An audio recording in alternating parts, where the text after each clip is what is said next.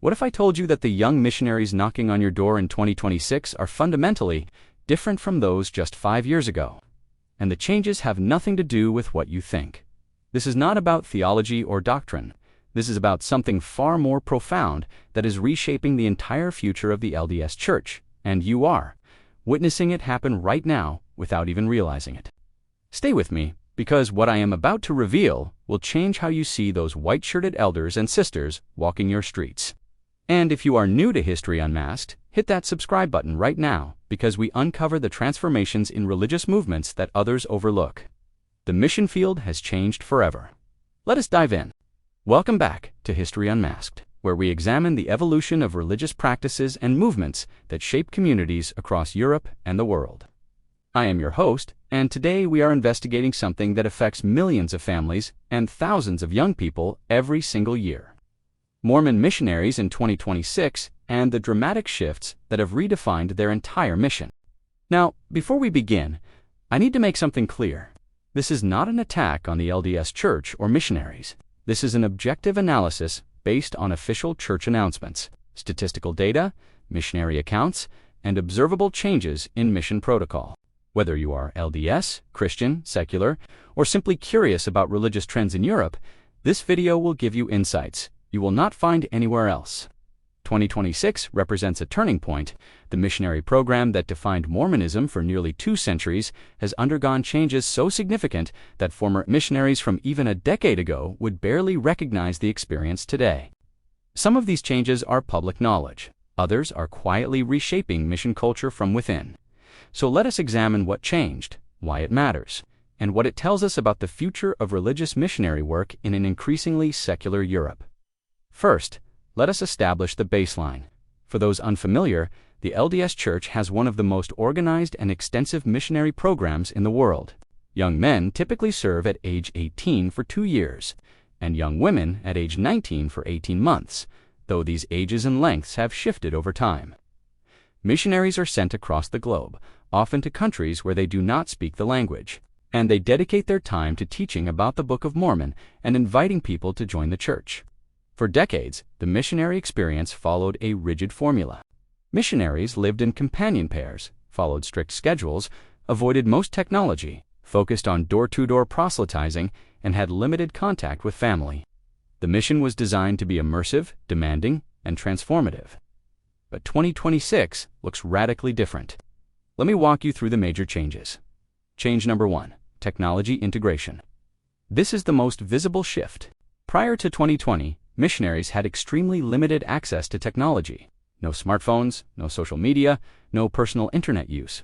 Communication with family was restricted to letters and occasional emails on preparation days. Today, in 2026, missionaries carry smartphones loaded with church-approved apps. They use Facebook, Instagram, and other platforms for They text potential investigators, conduct virtual discussions, and manage contacts through digital tools. This was accelerated by the COVID-19 pandemic when in-person teaching became impossible. But the change has become permanent. Why does this matter? Because it fundamentally alters the missionary experience and effectiveness. On one hand, digital tools allow missionaries to reach more people and follow up more efficiently.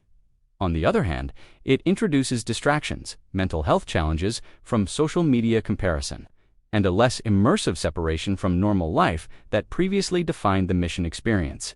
Here's my first question for you, and I want you to answer in the comments. Do you think technology makes missionaries more or less effective?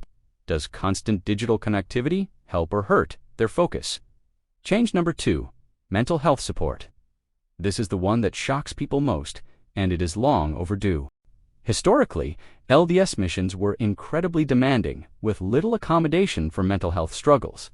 Missionaries experiencing depression, anxiety, or trauma were often told to work harder, pray more, or push through. Many returned home early in shame, labeled as failures. In 2026, the LDS Church has implemented formal mental health resources. Missionaries have access to counselors, therapists are available through telehealth, and mission presidents are trained to recognize signs of mental distress. There is less stigma around mental health challenges, and early returns for health reasons are handled with more compassion. This shift reflects broader societal changes in how we understand mental health. But it also reveals something deeper. Mission experiences were breaking significant numbers of young people. The pressure to perform, the isolation, the cultural shock, and the relentless rejection were causing lasting psychological harm. The question is, does providing support weaken the transformative intensity of missions, or does it simply make the program more humane and sustainable? What do you think? Drop your perspective in the comments. Change number 3, proselytizing methods and success rates. Here is where things get uncomfortable for church leadership, and this is the twist you are not expecting. Baptism rates among missionaries have been declining for years, particularly in Europe. In the 1980s and 1990s, missions in countries like England, Germany, and France saw relatively high conversion rates. In 2026, these same missions struggle to baptize even a handful of people per year per missionary. Why Europe has become increasingly secular. Religious affiliation is dropping across all Christian denominations, not just Mormonism. The door-to-door model that worked in mid-20th century America does not resonate in modern Europe, where privacy is valued and religious skepticism is high. So what has changed in missionary approach? The church has shifted focus from raw baptism numbers to what they call ministering and member retention. Missionaries now spend more time serving communities, helping active members, doing service projects, and building long-term relationships rather than pushing for quick conversions. This is a massive strategic pivot. For generations, missionary success was measured almost entirely by baptisms. Now, success is being redefined around intangible metrics like building goodwill and strengthening existing members. But here is the critical question. Is this a wise adaptation to changing times, or is it a retreat disguised as strategy? Is the church acknowledging that traditional proselytizing no longer works in post-Christian Europe? Change number 4. Diversity and inclusion. The missionary force in 2026 is more diverse than ever before, but not without tension. The LDS Church has historically been criticized for its lack of racial diversity in leadership and its past policies excluding black members from the priesthood until 1978. The church has also faced ongoing controversy over LGBTQ issues. In 2026, you will see missionaries from Africa, Latin America, Asia, and the Pacific Islands serving in Europe in much higher numbers than before. This reflects the global growth of the church outside the United States. However, these missionaries often face unique challenges including racism, cultural misunderstanding, and navigating conservative church doctrine in increasingly progressive European societies. Additionally, the role of sister missionaries has expanded. Women now make up a larger percentage of the missionary force than in previous decades, and their contributions are being recognized more formally, though leadership roles in missions remain male-dominated. The church is attempting to present a more inclusive face while maintaining doctrinal positions that conflict with contemporary European values on gender and sexuality. This creates a complex dynamic for missionaries who must navigate these tensions daily. Change number 5, family contact and support. This change might seem small, but it has profound psychological impact. Previously, missionaries could only call home twice a year, Christmas and Mother's Day. All other communication was through weekly emails.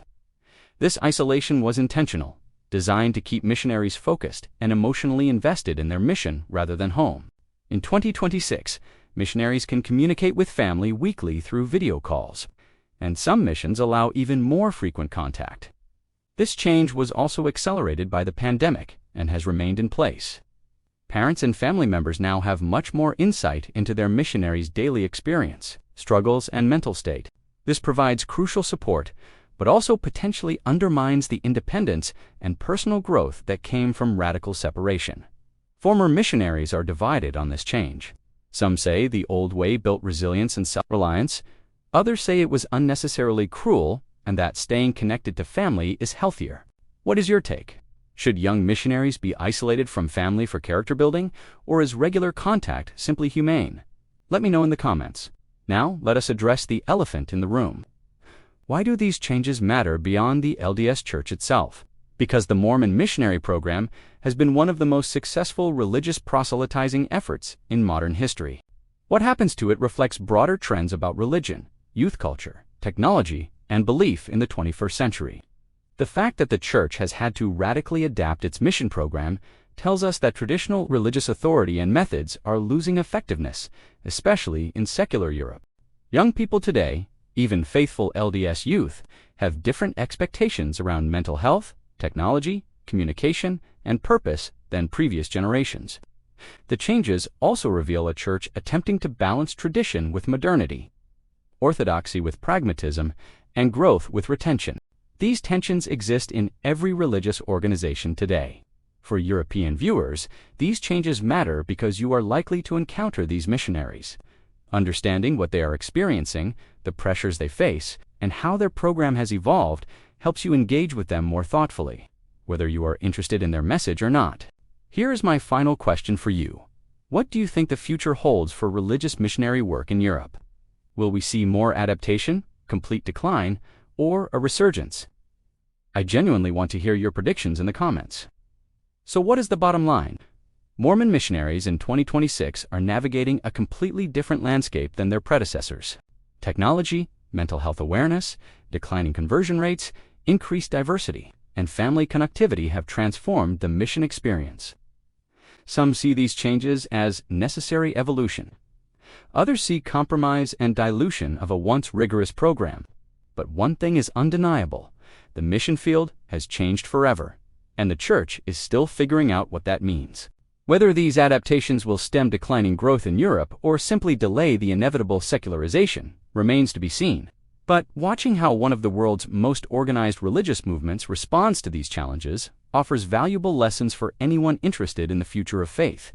If you found this analysis valuable, do me a favor.